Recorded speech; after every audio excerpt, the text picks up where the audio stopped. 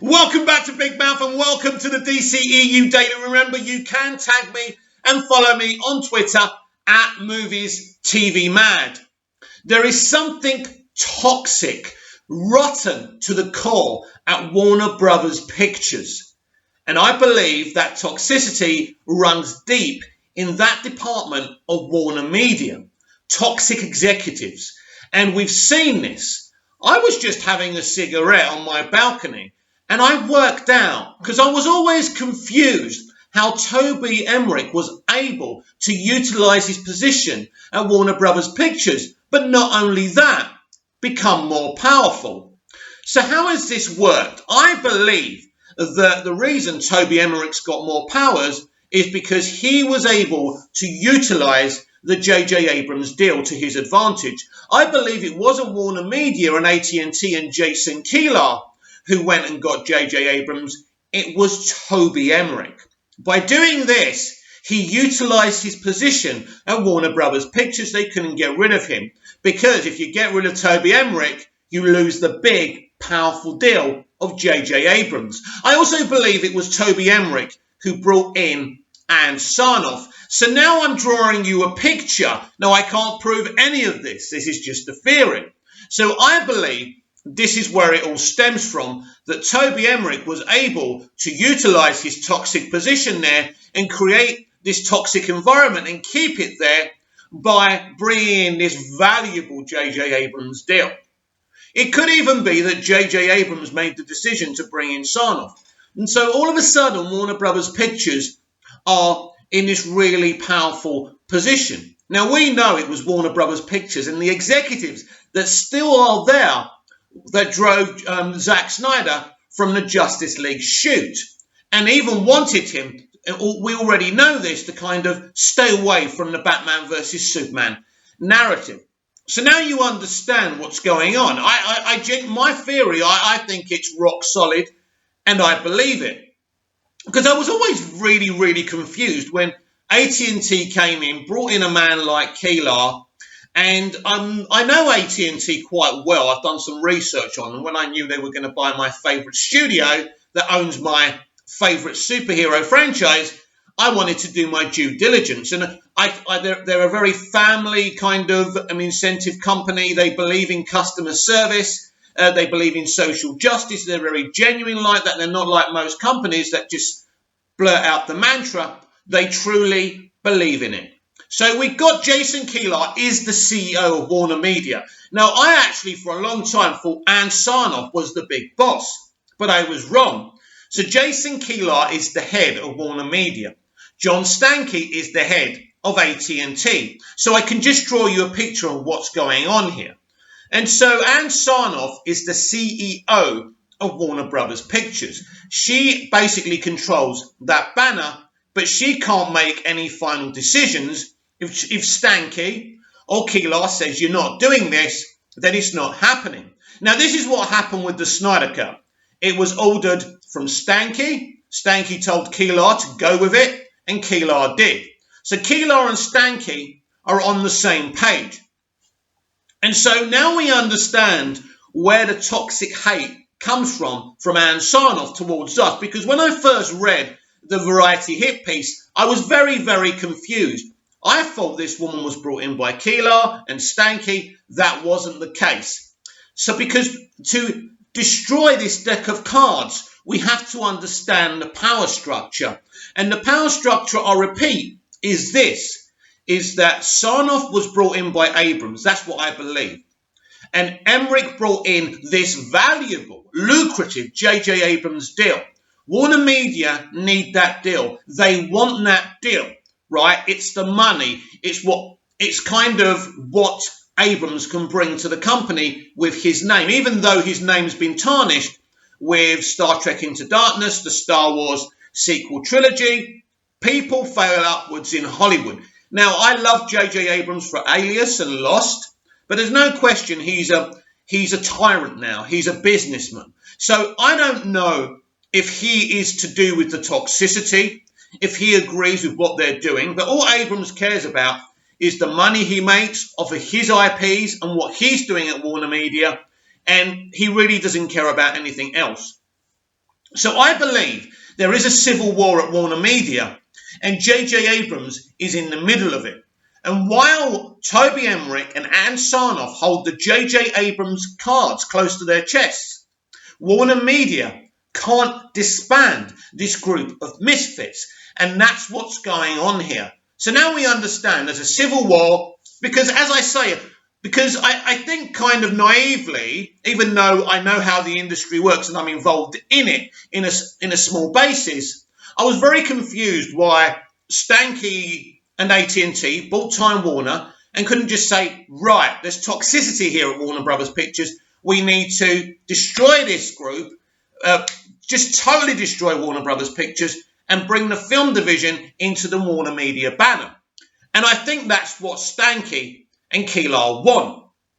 Now, Emmerich knew they were after him. So Emmerich very, very cleverly kind of brought in J.J. Abrams. It's a very valuable deal for Warner Media. So in a way, it's kind of advantaged Warner Brothers Pictures and Emmerich. They can't do nothing to this band of misfits to disband them and do what I'm suggesting, which is bring in the film division of Warner Media to the Warner Media banner.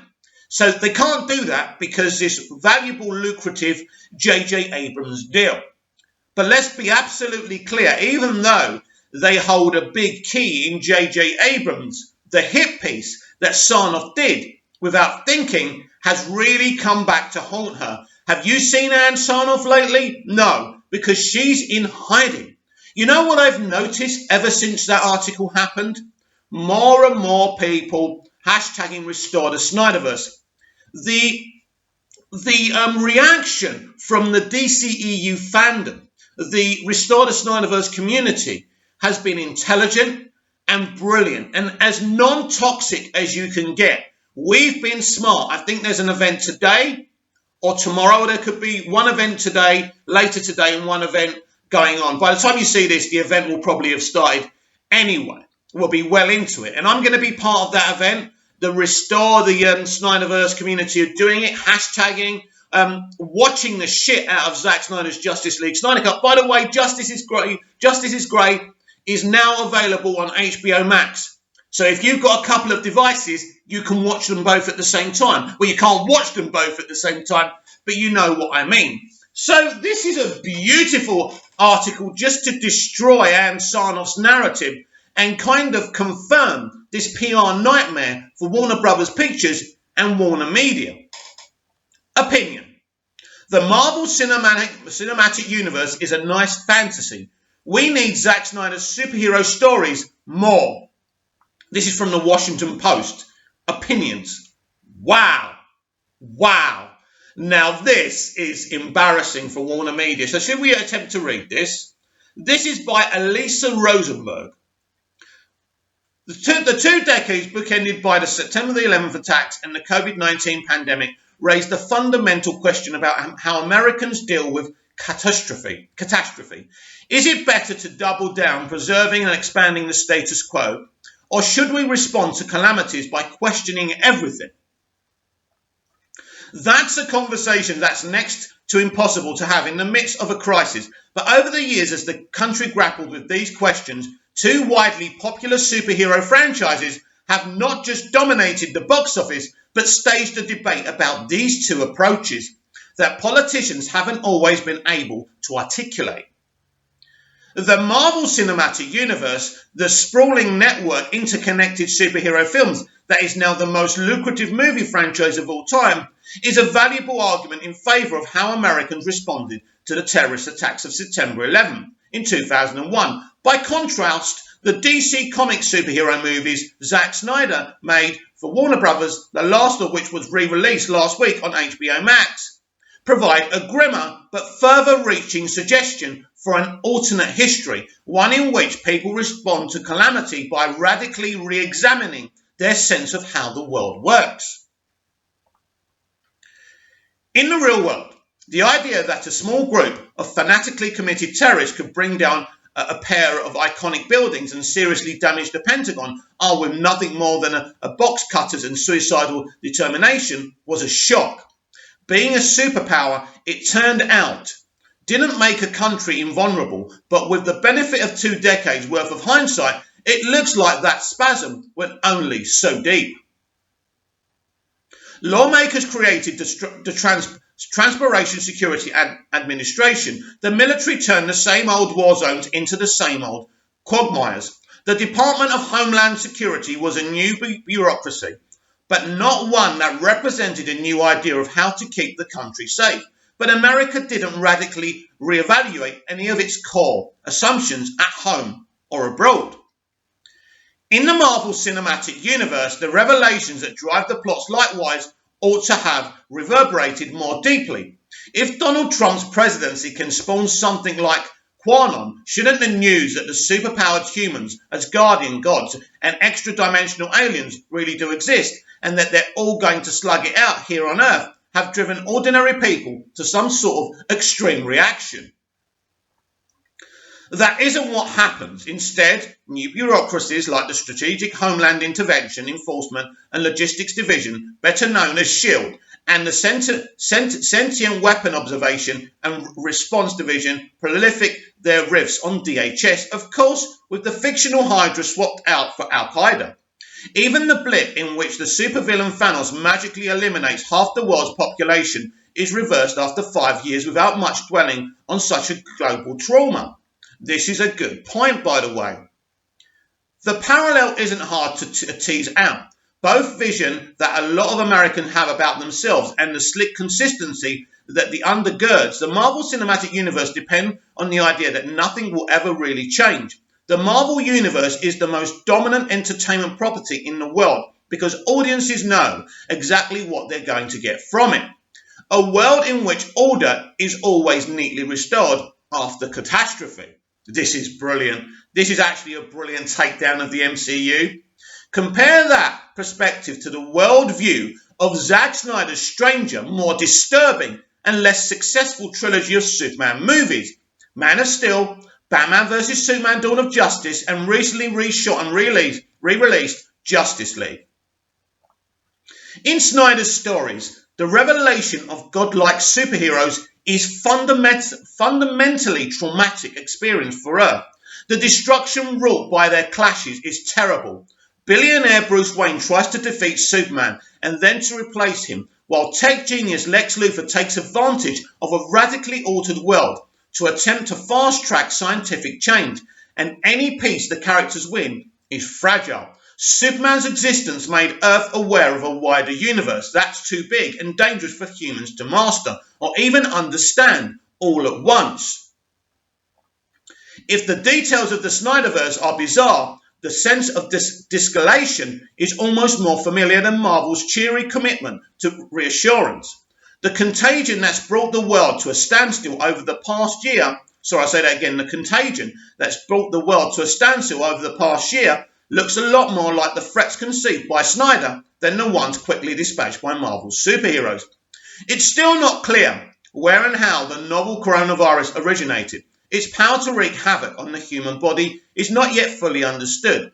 The virus is still changing, turning people into laboratories where it perfects its malevolence and reach. And like in Snyder's movies, this calamity has called a tremendous number of things into question, from whether offices are truly necessary to the forms of social supports our government can provide to citizens, to the extent humanity actually has dominion over Earth. It may be comforting to imagine living in a world like the one in the Marvel movies, but the COVID-19 pandemic suggests that Snyder's unsettling vision may have more to say about our reality and what it demands of all of us. Wow.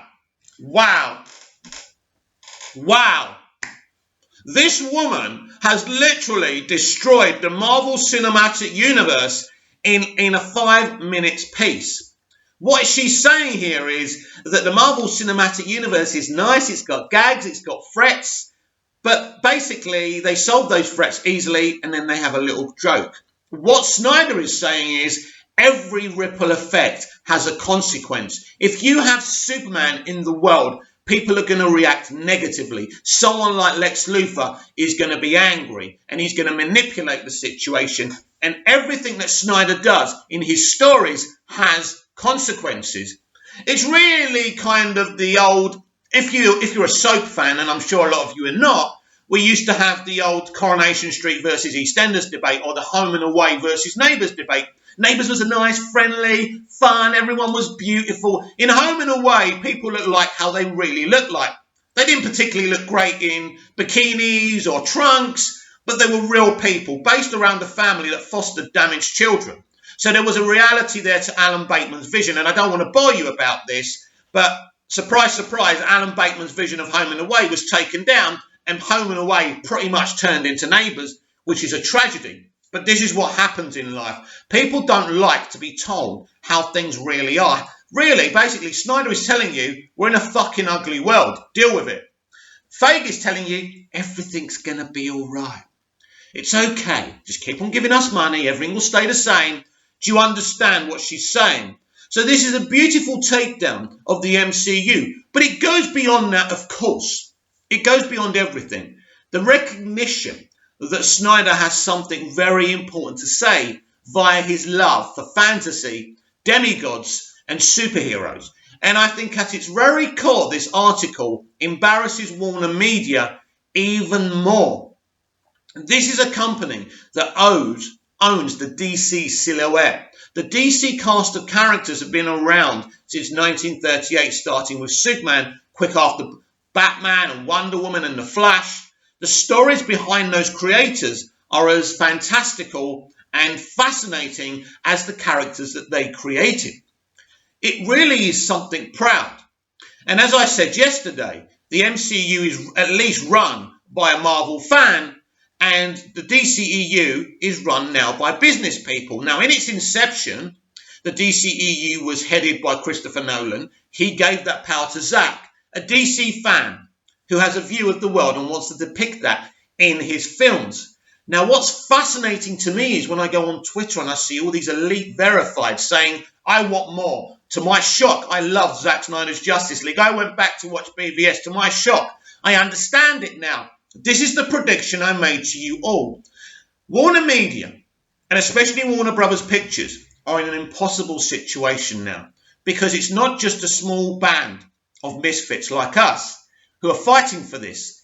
Everyone is fighting for this. You know, the guy who created the fantastic Daredevil Netflix series for the first season, Stephen DeKnight, is behind us. And many more people. Stephen was also involved in the peak of Smallville, the Smallville TV show, which I absolutely love. This guy's a genius and understands genius. More and more people, important people that people take notice of, are saying the same things. This is a calamity for John Stankey at AT&T. This is a calamity for Jason Keelar, who hasn't made any statement. He talks business, he talks about the HBO Max model. He doesn't really talk about the Snyder situation. I have heard him respond to fans before, though, and say, you're not toxic, you're passionate, and we love your passion. So that's the message he's sent in the past. So it's very interesting. I can tell you, like I told you yesterday, the city, Wall Street, is reacting really badly to the Variety hit piece with Ann Sarnoff, really badly. And they are in a lot of trouble.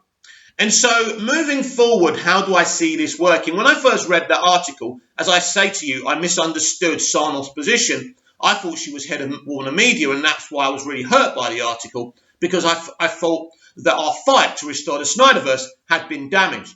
But she's just a little worker who runs Warner Brothers Pictures. Now, Warner Brothers Pictures was a big deal before AT&T, but it's now Warner Media to run the whole game. So they can literally snap their fingers now and say, we will restore the Snyderverse. But as I said on the top of the video, that there is a civil war, and Warner Brothers Pictures have got Abrams, and this is a big weapon against Warner Media.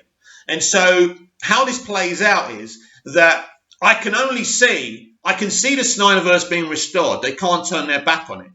Certainly, from Warner Brothers Pictures' point of view, they won't touch the Snyderverse. I think that's the point that Sarnoff was making. His vision will never be part of our central universe. And I think that's what they were making clear. Now, in terms of HBO Max, I think there is a future for Zack's kind of vision. And that excites me, but nothing official has been done yet. We'll have to wait and see. So now we have to talk about something else, because Warner Brothers Pictures didn't just do that hit piece.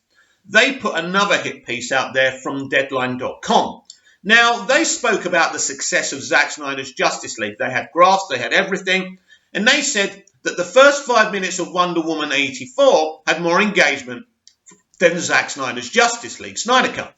Now, this is a really great headline, which, if you're really uneducated, may kind of inform you and tell you that that means Zack Snyder's Justice League Snyder Cut was a failure. That is not true. First of all, what difference does it make if the first 5 minutes of Wonder Woman 84 had more engagement than Zack Snyder's Justice League? Let's not forget it was Christmas time, but I don't even believe that's true.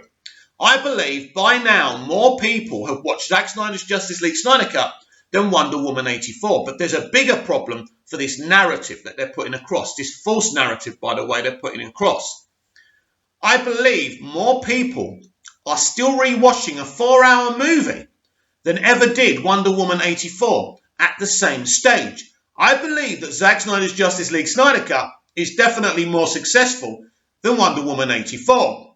But of course the studio don't want to put that out there. So again, Sarnoff has got Deadline to kind of mess around with the facts to confuse the layman. But they're the facts. I'm giving them to you. Wonder Woman 84 wasn't loved or enjoyed or viewed as much at this stage as Zack Snyder's Justice League Snyder Cut. A Justice League movie is more successful than an individual movie. That comes as no surprise. But it is more successful than Wonder Woman 84. Now, there's another thing they tried to use against the film. They said nobody finished watching the film in its opening weekend. No. Most people were watching this film in chapters. That is true. And that's why. So they probably completed it on Monday or Tuesday or Wednesday, right? Because it is a 4-hour film. Again, garnished to try and put a negative spin on this. None of that matters. The truth of the matter is people are watching it again and again, and they're giving it positive feedback apart from a 1 or 2%. The film is a major success. For me, it's the most successful superhero movie of all time. Again, as I said yesterday, I cannot prove this, but I'm saying it because by the numbers, now other people have come out and other outfits saying that in fact Zack Snyder's Justice League's engagement is double of Wonder Woman 84's at this stage. Who would you believe? Well, you don't believe sites like Deadline and Variety, who are very well integrally linked with Warner Brothers Pictures. So, what is the takeaway here? That Zack Snyder's Justice League Snyder Cut is a very successful film. And any other company would have greenlit the sequels and the spin-offs by now. But this is not any other company. This is a studio and a company divided. Who wins that civil war, I can't tell you. But right now, all I can tell you is that Warner Brothers Pictures hold the cards in terms of having J.J. Abrams' lucrative deal. AT&T do not want to lose that deal. So basically, Toby is holding some big cards there, and that's why he was never disbanded in the first place. And as soon as his friend J.J. Abrams put in and Sarnoff gave Emmerich even more power. And this is where we are today. So what can we do about this? Ray Fisher will keep on speaking his truths, and it will put them in very uncomfortable positions, right? In the end, we will defeat them. But first of all, we must restore the Snyderverse. That's part of the battle. That will happen, my friends. This event later today is going to hit big, and you're going to see Verify's blue ticks, famous people standing with us for the very first time. It's going to be deafening for Ann Sarnoff and Jason Keelar and Stanky standing at the head of AT&T. There's one thing that Warner Brothers Pictures can't stop, and it's Stanky ordering the restoration of the Snyderverse. That will never be a part of Warner Brothers Pictures. That's a good thing. They're going to be there, and you know what? I support what Warner Brothers Pictures are doing with the multiverse and all of that. Let's see if they get it right. If they make a mess of it, then Zack's ready to come in and take control. That's the beautiful thing. But I think Sarno's interview was all about her saying, no, we won't be greenlighting the haircut here, and we won't be giving Zack Snyder more. The truth is, Warner Brothers Pictures had nothing to do with the greenlighting of the Snyder Cut. That was all down to Stanky and Keelar, and we know that. So we keep on fighting. Someone made a really, really good point. A young man called Soups, I don't know if you know him, he's got his own kind of channel, he's on TikTok.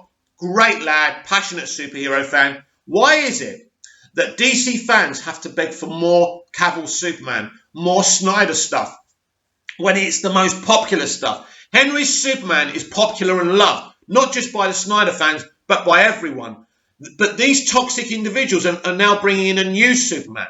Why don't they make an announcement that Henry's not going to play Superman anymore? Because they can't. Because they're a company divided in civil war. One doesn't want Henry, one does. Warner Media does, Warner Brothers Pictures doesn't. Warner Brothers Pictures doesn't want a bar of Zack, Warner Media does. This is where we are. This is not AT&T's fault. They took over this situation, don't forget. And they've done really well in a lot of places. Breaking the release window was the right thing to do. So this is a good company. But they're at war with toxic misfits. We will win. We will defeat them with precision and intelligence. We need to stand with Warner Media, not with Warner Brothers Pictures. But, unfortunately, they will be making DC films, which we're going to be talking about because there's some really exciting news, by the way. I'm a fan of what they're doing. I'm not a fan of what they've done to Zack. And the interview they did in Variety the other day stinks, and they owe lots of people, wonderful, positive people, an apology. Is there any James Bond fans in the house, but specifically Piers Brosnan James Bond fans in the house? Me? Wow, listen to this DCEU casting.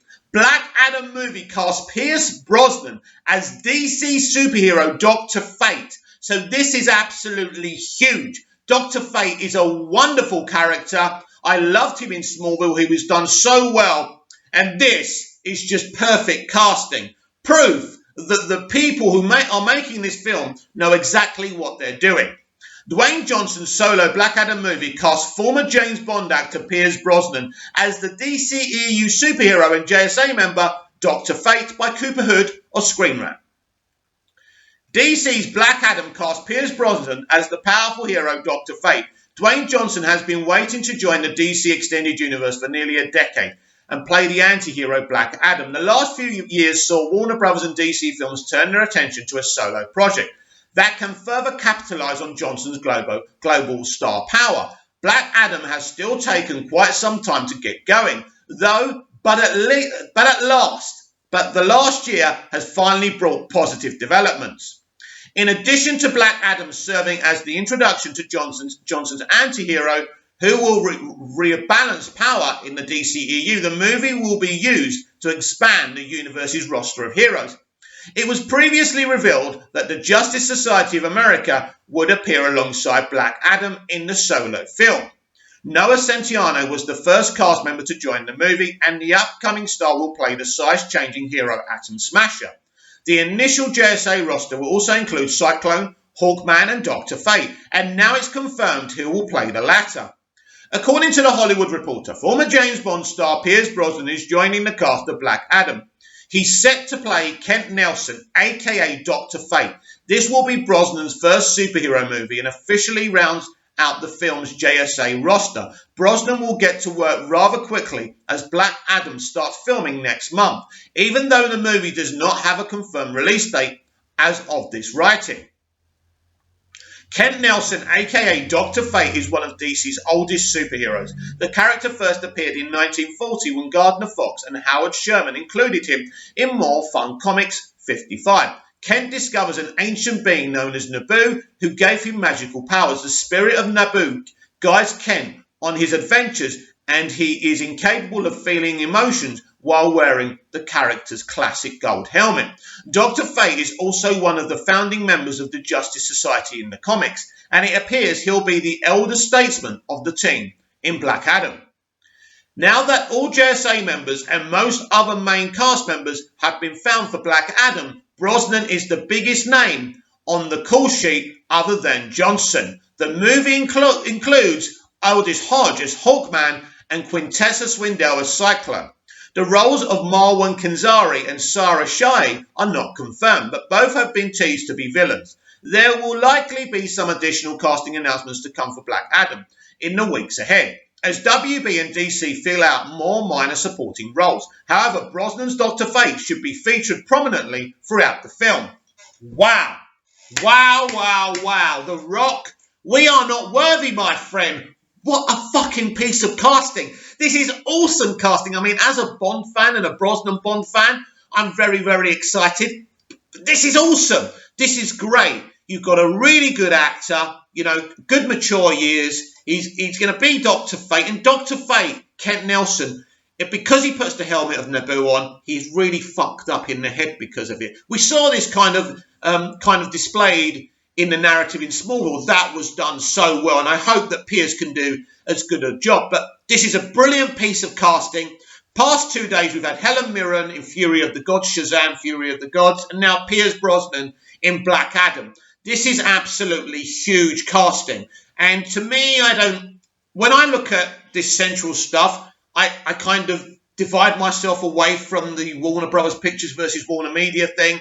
I don't really want to take what's going on out in the central universe because I think some really exciting things are going on. I want to support it all, and I will continue to support it all, even though what's going on with the divide and the Civil War is very difficult for fans.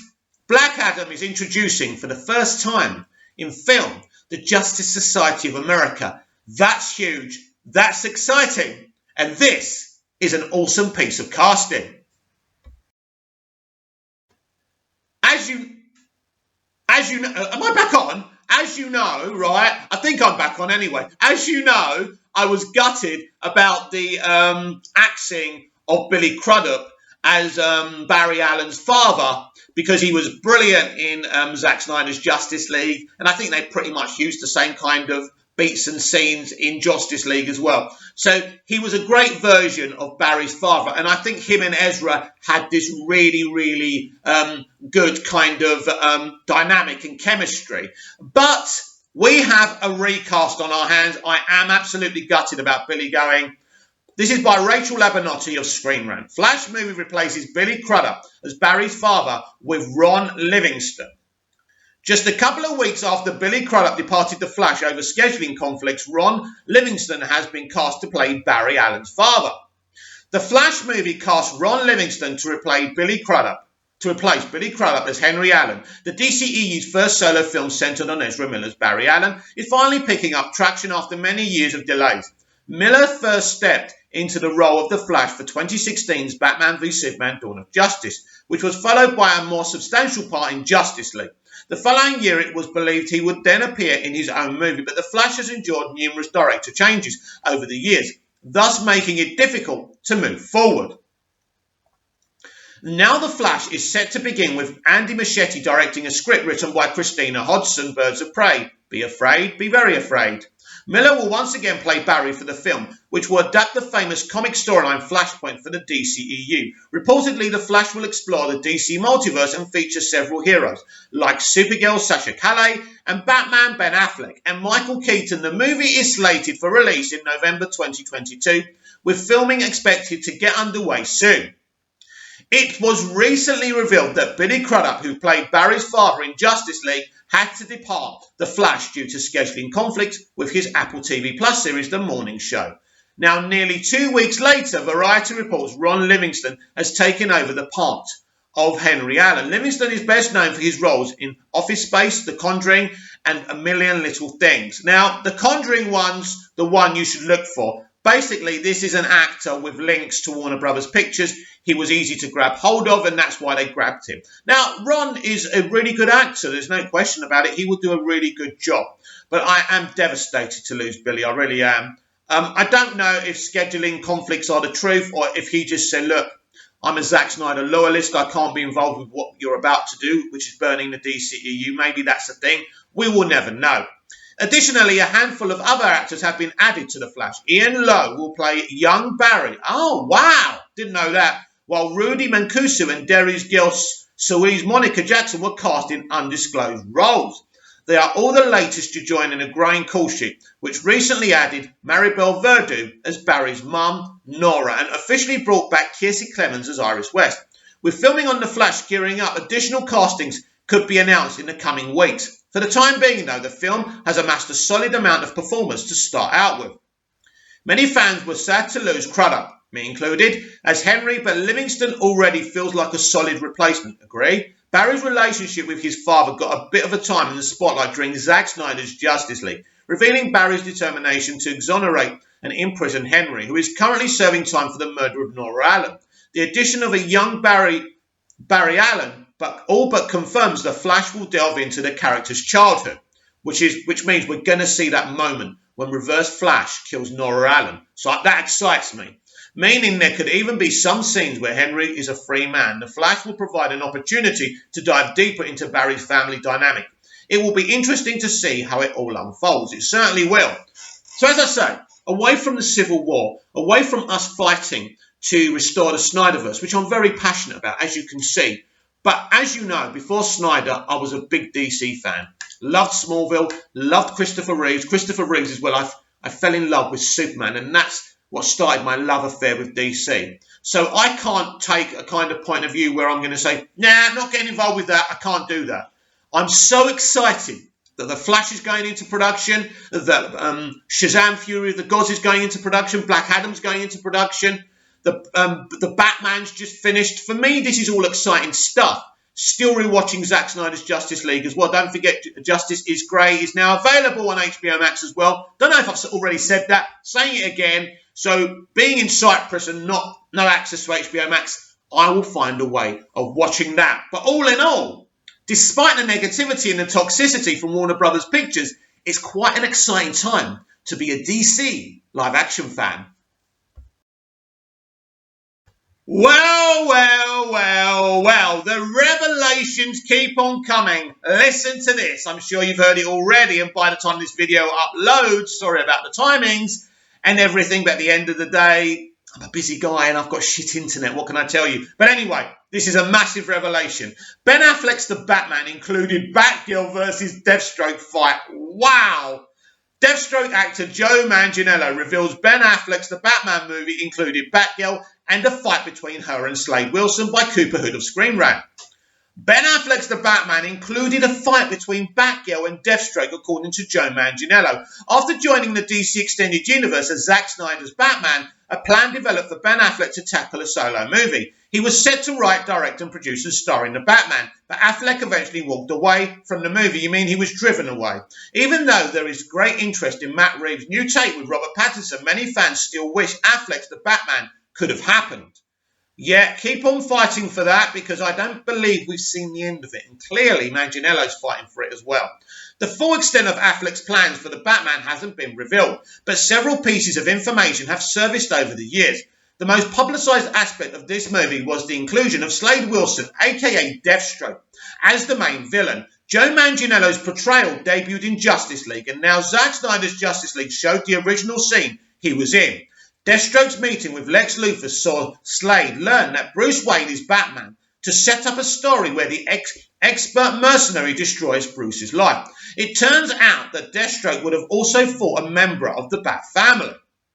Joe Manganiello recently appeared on the Comic Book Nation podcast and spoke about plans for Ben Affleck's The Batman. For the first time, Manganiello revealed that Batgirl was scheduled to make an appearance in the film. This would have resulted in Deathstroke fighting Batgirl as she tried to help Batman. Here's what Joe had to say.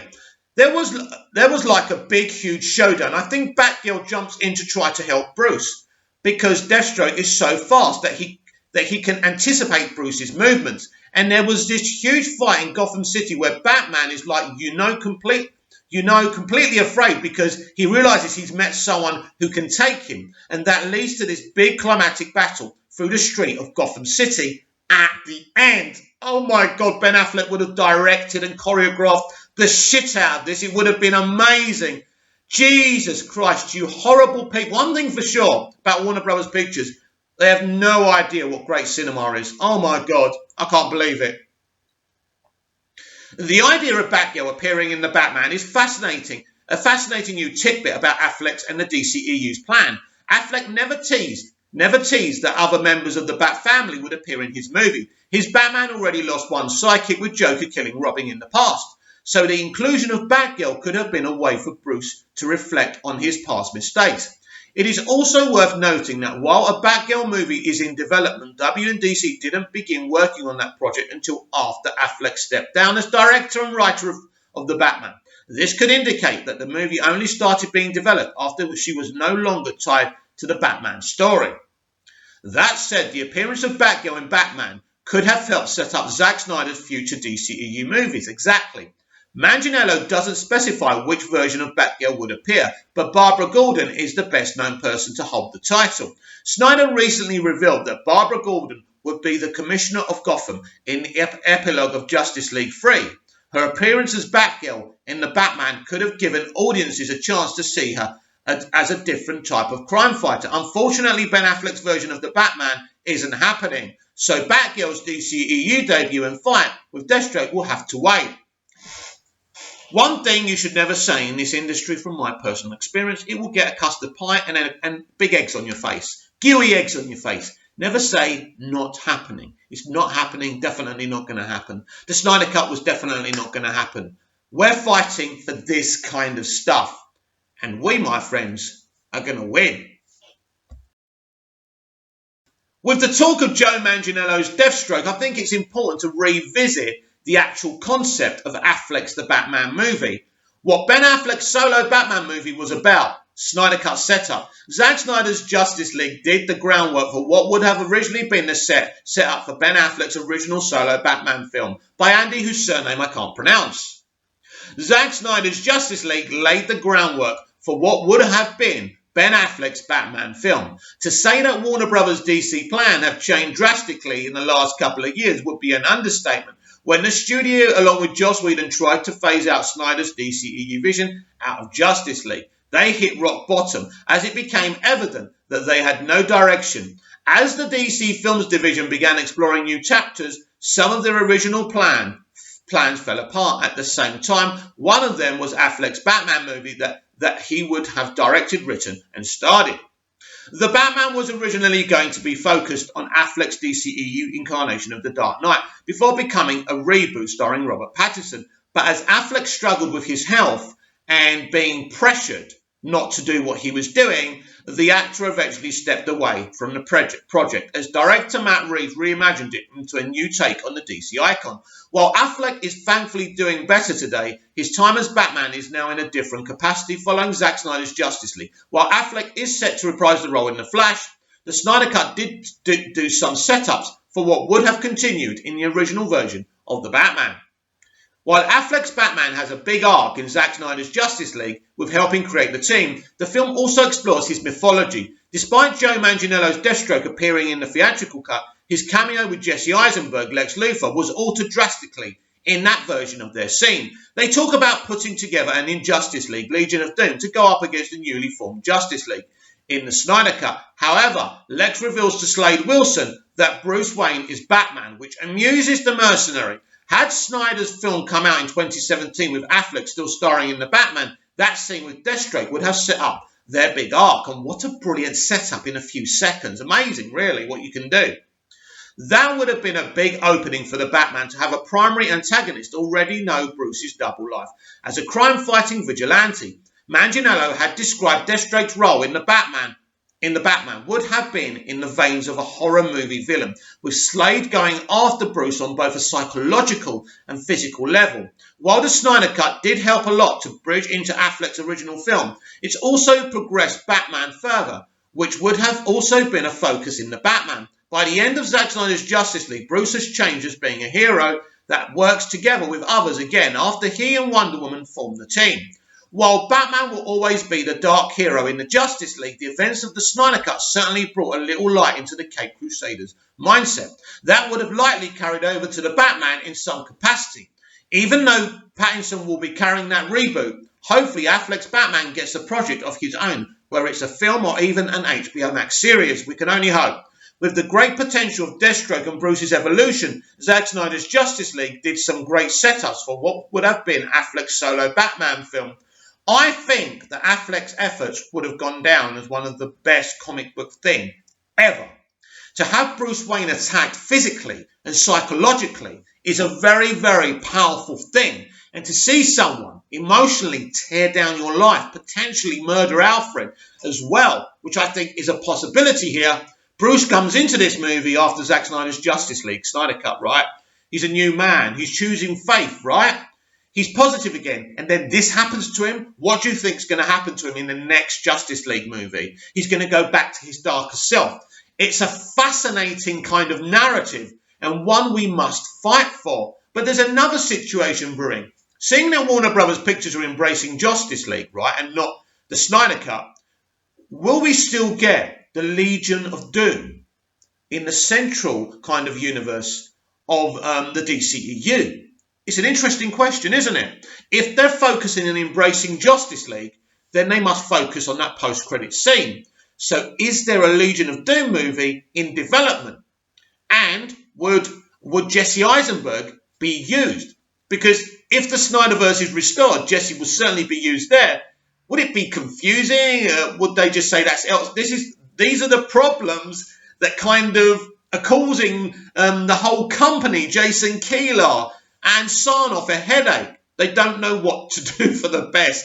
It's really complicated. I wouldn't be confused. You wouldn't be confused, but the normies maybe would be. But again, if Flashpoint can sort this out properly without being toxic towards Snyder, something very special could happen here. Joe Morton is one of the highest respected actors in Hollywood, and he's one of the good guys. Of course, he was in Terminator 2, big role for him. Fans and geeks and nerds always sharing with banter with Joe about that role. He's amazing in it. Of course, he plays Dyson. I forgot his first name, but very important. He's the one who kind of creates the whole problem inadvertently in that universe. And Joe Morton, again, was absolutely fantastic as Silas Stone in Zack Snyder's Justice League Snyder Cut. And Joe is coming on the side of us, the Restore the Snyderverse community. This is an article by Graham Gutman of Screen Rant. Justice League star backs more Snyder Cut style fan campaigns. Joe Morton thinks industry should listen to more fan campaigns in the vein of Zack Snyder's Justice League and give them what they want. Zack Snyder's Justice League actor Joe Morton is in favour of more Snyder Cut style fan campaigns for other films. The long-awaited 4-hour cut of the 27-film hit HBO Max last week amidst the fever of anticipation, but it wasn't always a guarantee prior to the confirmation of its impending release in May 2020. The Snyder Cut has been only whispered about on social media. Stars from Justice League stoked the flames, confirming that a different cut than the theatrical version did in fact exist. Eventually, Warner Brothers began paying attention and decided to let Snyder finish what he started in 2013 with Man of Steel and complete the version of Justice League he had intended to bring to the big screen. The Snyder Cut was originally going to be released as the episodic event, but it was eventually decided that all 4 hours of the film would be delivered in one long opus that will bring to a conclusion some of the various threads Snyder had been saying since his early years in the DCEU. No, not the end. Just the beginning, my friends. Just the beginning. Just remember that.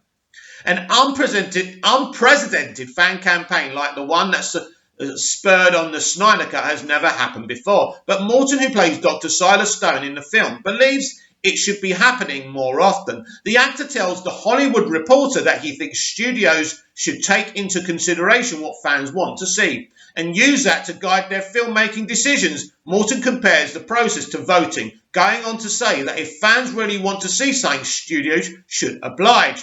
Oh dear, Joe, you won't be working with Warner Brothers Pictures again, will you? But I don't think you give a fuck because so many people love you and want to give you work anyway.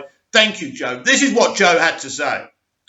The fact that let's say that again. The fact that it engendered so much interest that people really pushed on social media to see it, I think that's how a lot of it should actually work. If the audience says we really, really have heard about this, we really want to see it so much, so that the studio says, all right, I guess we have to put it together and put it out there, then I think that's a great thing. It's kind of like voting. So what is Joe trying to say here? Well, listen, basically, if you don't give the people what they want, the people are not going to give you their money. Right now, mostly, The entertainment industry globally isn't giving the consumer what they want. This is what we're going to say you want. You're going to watch it whether you like it or not. And that's the end. It's a dictatorship. Unfortunately, it was a dictatorship 30, 40 years ago. The only thing is there was more talented people about to actually give people things, not necessarily what they were asking for, but still compelling entertainment. That's not what's going on today, and that's what the problem is. But Joe's basically saying, right, if we can vote for who we want, why can't we vote for what we want to watch? It's actually great logic from Joe. While directors' cuts themselves aren't unprecedented in the slightest, the Snyder Cut in particular represents something wholly unique in that category. When considering the various behind-the-scenes problems that plagued the original 2017 Justice League, what sort of precedent the Snyder Cut sets going forward will be determined as time goes on. But Warner Bros. Has already said they have no interest in repeating what they did with the Snyder Cut. Things are going to change. Things are going to change in our favour because we're running the system, not them. Because without our money, they've got nothing. Another DCEU film, Suicide Squad, is purported to have an Ayer cut named after director David Ayer, but the studio has said that they will not be releasing such a thing. We'll see about that. Morton's comments raise an interesting question, though, in terms of how involved fans should be in the process of what studios bring to the big screen. At a time when social media brings fans and creators closer than ever, fans' roles in the shaping content have grown in some ways, but ultimately it's hard to determine how much they should truly be involved. Zack Snyder's Justice League is a wholly unique event, but how much it will affect the industry going forward remains unclear. Well, do you remember that Sonic the Hedgehog shitty CGI and how fans went mad on social media? Then they changed it. Oh, I think the Snyder Cut community has already changed things. Let's make one thing absolutely clear, Hollywood and journalists who think we're toxic and we shouldn't get a say in what we actually see out of our own eyes and what we pay for. We are in charge. Without our money, you have nothing. And the sooner you actually realise this, the better. We are running the show, not you. And I'm sorry if I seem like a bully or toxic. You're just going to have to deal with it. I'm the boss. The girl down the road's the boss. Everyone's the boss. Everyone who gets to decide what they pay for is the boss. If you don't give us what we want, we will no longer give you money. And you will go bankrupt, my friends. And don't think that this is one little fan making an empty threat. We have the power. We will restore the Snyderverse. Whether you want to restore it or not really doesn't matter. Ray Fisher's top pick for Cyborg movie director is former Flash Helmer, which comes as no surprise. This is an article by Josh Planese of Screen Rant. Ray Fisher says his top pick to helm a solo Cyborg movie, aside from Zack Snyder, of course, is former The Flash director Rick Famuyiwa. I think that's how you say your name, Rick. I'm sorry, I do have a lot of respect for you, though. Ray Fisher says his top pick to helm a solo Cyborg movie is former The Flash director Rick Famuyiwa. Warner Bros. Announced the film starring Cyborg in 2014 as part of the DC Extended Universe's original slate, which was set to expand upon characters in 2017's Justice League. Wonder Woman and Aquaman have both made it to the big screen, with the Flash film on the way, but Joss Whedon's critically panned film derailed plans for sequels and spin-offs, including Cyborg's solo outing. That's not really the reason. We know the deeper reason, right? Most of Victor Stone, aka Cyborg scenes, were removed or reshot in the theatrical cut of Justice League. Fisher's character is reduced to an afterthought following that film's release. Zack Snyder claimed that Cyborg was the heart of his Justice League, one of the many catalysts for the release of the Snyder Cut campaign, of which Fisher was a huge proponent. Now that Snyder's 4-hour Justice League has finally been released on HBO Max, it's become widely apparent that Cyborg is its breakout character, with his origin story and overall arc being drastically improved. The film ends with Cyborg fully realised and ready to go off in his solo film. In retrospect, Snyder said he regrets not getting a Cyborg movie off the ground outside of his narrative. Speaking with Comic Book Debate, Fisher was asked if a Cyborg movie ever comes to fruition, who he'd choose aside from Snyder to direct the project. It would have to be Rick Famuyiwa, said Fisher, as one of a few indie filmmakers signed onto the DCEU before the underperformance of 2017's Justice League. Famuyiwa was set to direct The Flash, but parted ways with the studio over creative differences. Andy Muschietti, has since stepped in as the third director attached to the film. In addition to multiple Batmen, The Flash was supposed to feature a cyborg cameo. However, WB eventually removed Fisher from the project following the internal investigation into the Justice League reshoots and alleged abusive, toxic behaviour of Whedon, Jeff Johns and John Berg, allegations that were more or less dismissed. While Fisher expresses interest in reprising his role, he has publicly stated he will not work on any film under DC Entertainment's president, Walter Hamada, given how the studio has largely abandoned the Snyderverse and views Snyder's Justice League as the non-canonical end of his story. A cyborg solo film feels like a non-starter. It may feel like a non-starter to you, but not to the rest of us. If Warner Brothers and DC Films stand by their current trajectory, a future cyborg standalone movie would have to pick up from 2017's Justice League, with Silas Stone still alive and potential unexplored. Listen, that's not going to happen. Ray Fisher would never do that. He would never be part of that. They could recast, and they may recast, and that's something that they may do, but I believe this can be picked up with HBO Max as well. We can win bigger than we ever imagined, and we will. With seemingly no plans to recast the role, nothing can be ruled out. However, audiences would prefer Fisher to continue playing Cyborg in the Snyderverse. On top of being the Snyder Cut's emotional core, Fisher's now fractured relationship with Warner Bros. Reflects how studio interference impeded Snyder's vision. Having Fisher return outside of Cyborg's beloved arc would arguably undercut it. That said, many viewed the Snyder Cut as an impossibility. Familiar's stock has risen exponentially since working on The Mandalorian, and the fandom has proven undeniably and justly influential. Absolutely spot on, a good article. Basically, right, anything can be greenlit. Forget WB Pictures, forget Ann Sarnoff. They're not in charge of anything apart from their little corner. Their little corner is HBO Max and everything else. He was given that power. I'm talking about Toby. But John Stankey and Jason Keelar outrank him, and they can greenlight anything, anytime. And this is how the Civil War is going to work.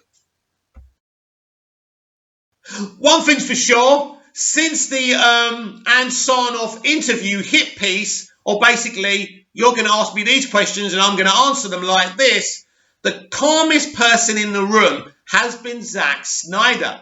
And that's really, really interesting to me. He clearly knows that he's going to win this battle. Zack Snyder says Justice League's still not enough movie for his Superman story. Brilliant, Zack. As I told you, he's a tactical genius. This is by Joseph Planise of Screen Rant.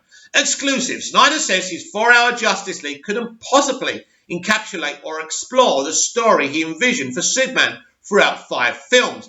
This is really interesting, seeing Sarnoff said we allowed Zack to complete his trilogy, Zack striking back, but stronger with more logic. Zack Snyder says his 4-hour cut of Justice League couldn't possibly encapsulate or explore the story he envisioned for Superman's 2013 Man of Steel. Established Clark Kent Superman Henry Cavill as a Kryptonian who is sent from the heavens literally and must find his place among humanity, deciding whether or not to stand out as a symbol and protect. Jonathan Kent not only believes that the world isn't ready for someone like Clark, but sacrifices himself so his son can remain hidden. When General Zod and his fellow outlaws invade Earth, Superman is forced into revealing himself. Following Superman's destructive battle with Zod, Batman vs. Superman Dawn of Justice explores the fallout of the godlike figure becoming common knowledge. Provoked by nightmarish visions of an evil Superman, Bruce Wayne Batman treats the 1% chance that Superman will use his power to wipe out the entire human race as an absolute certainty. Bruce is ultimately proven to be misguided right before Superman's demise in the battle with Doomsday. Superman's arc and the Snyderverse were supposed to be further explored in Snyder's 5-film plan. However, tragedy, studio interference, and what has become known as the Justice League derailed those plans for the DC Extended Universe. The recent release of Snyder's Justice League on HBO Max has more than revived interest in Superman's story. You don't revive something, you don't have to revive something that's never gone away. We want to see the continuation of this. In our interview with Snyder, the director spoke on the fear of Clark revealing himself in Man of Steel and Jonathan's voice in Justice League telling him it's time regarding what's changed between the two films. Snyder referred to Superman's sacrifice at the end of Batman vs Superman, saying that the Superman that rises in Justice League has solidified his place among humanity. He also expresses how more screen time would be necessary to truly explore his story. He has completed the apprenticeship in humanity, now has his master's degree. To me, that's what it's about. I think in the end, when you see him, the way I would think about it, and look, frankly, there's not enough movie. I know that sounds crazy in context laughs to really explore it, but that was always the plan going forward. In the end, if there was 2 more movies, the last movie really is a Superman movie in a lot of ways. So basically, as little as we see Superman in Zack Snyder's Justice League Snyder Cut, in the 3rd film, that's really Superman's film, and Zack's already explained about that. Thanks to the Snyder Cut's length, characters are properly introduced and faithfully fleshed out, something that couldn't have been done with the theatrical runtime.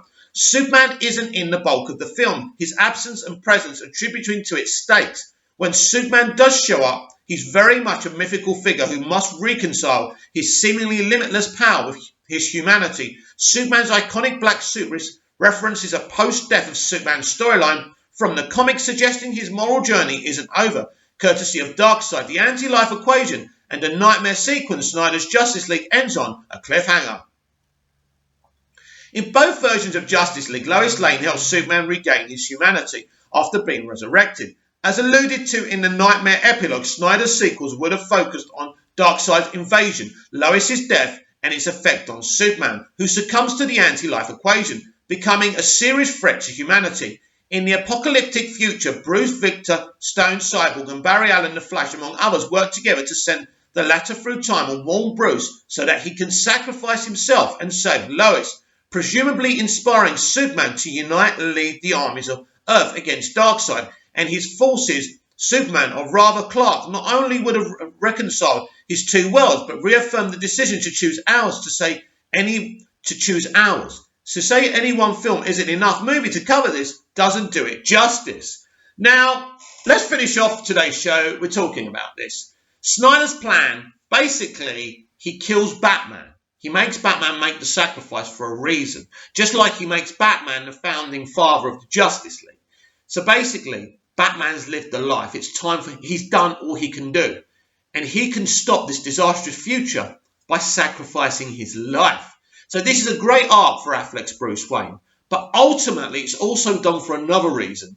To put Superman on the top table. To say, ultimately, it's Superman who's going to lead the Justice League. It's Superman who's going to lead the armies of men and the metahumans to fighting Darkseid. For me, that's something I want to see. Isn't that something that you would like to see? I think your answer is yes. So let's keep on hashtagging Restore the Snyderverse. Comment down below, like, share and subscribe. And I'll be back tomorrow with even more DCEU Daily. See you again soon.